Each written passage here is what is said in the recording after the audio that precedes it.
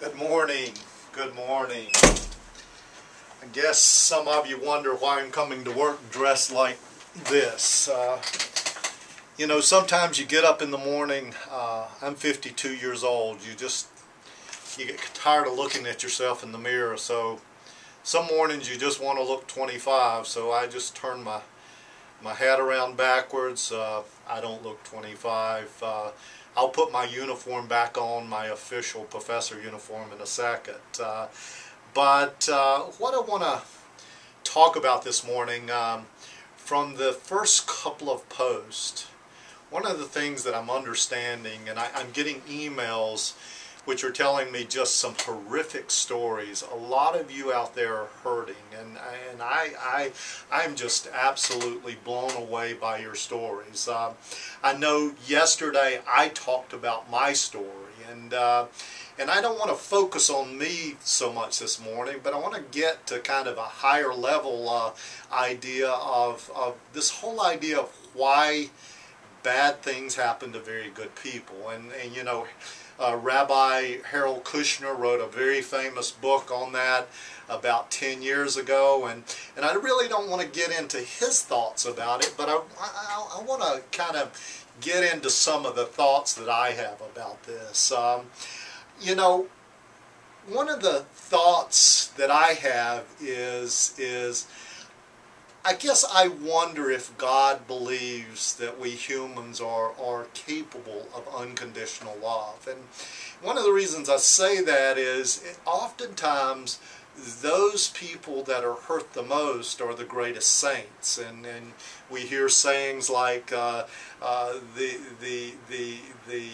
good die young. And I wonder if there's something to that. And one of the biblical references that I want to think about this morning, one of my favorite books, and certainly my favorite book of the Old Testament, is the book of Job. And in the book of Job, the first 2 chapters of Job are fascinating. And in fact, the book of Job is considered by many as one of the best pieces of world literature, period, no matter if it was in the Bible or not.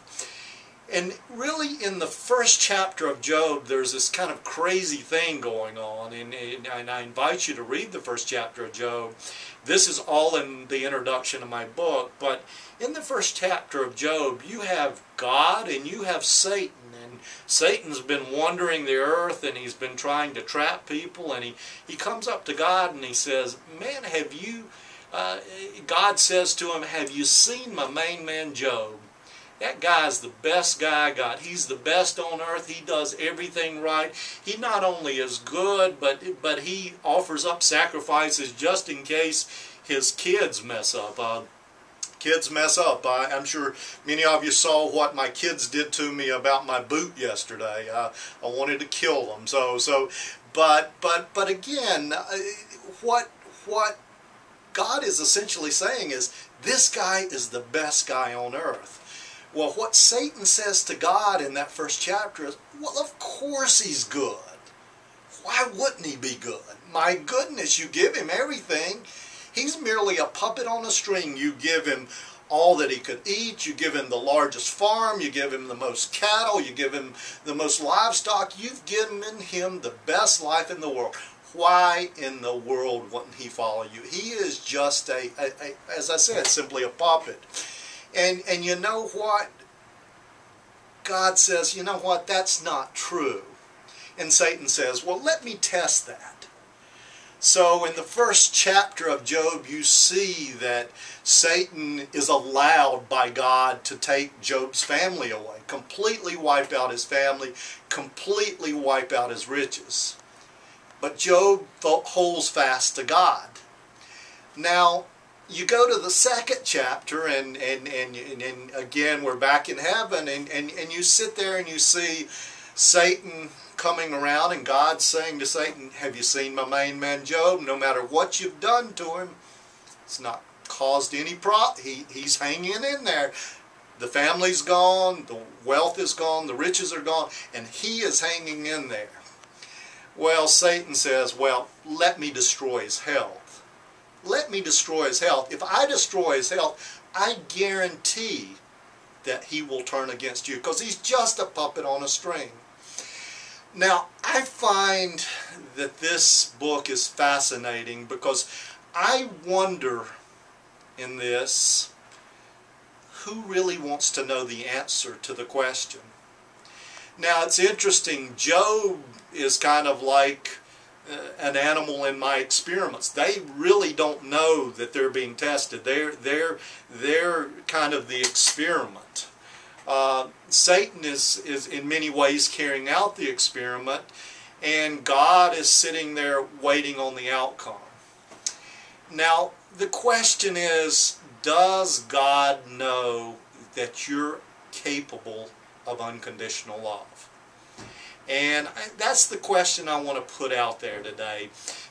You're going to hear me say over and over, you're going to hear me talk over and over about C.S. Lewis. He's just my intellectual hero. And C.S. Lewis, in his 8th Screwtape Letter, said something to the effect that Satan's cause is never more in danger than when a human looks around, and they look around and all signs of God has disappeared. It's gone. And any reason for following God is gone. There's no reason. All signs of God has disappeared, and yet that human still takes a step towards God. Those are the prayers that God finds most precious.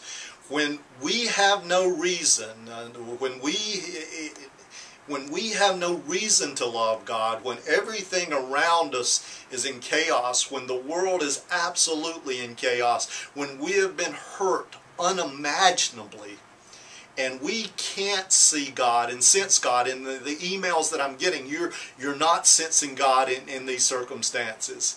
And I find it interesting that it is at those times when we take a step towards God, that those are the prayers, and that's when the peace comes. So, you know, again, I'm working my way through the introduction. Oh my gosh, I think I hear my chairman coming. I've got to change my uniform back here to professor mode. I've got to get out of this, but it was good to feel 25 instead of 52 for the last 4 or 5 minutes. Hope you have a great day. Be blessed.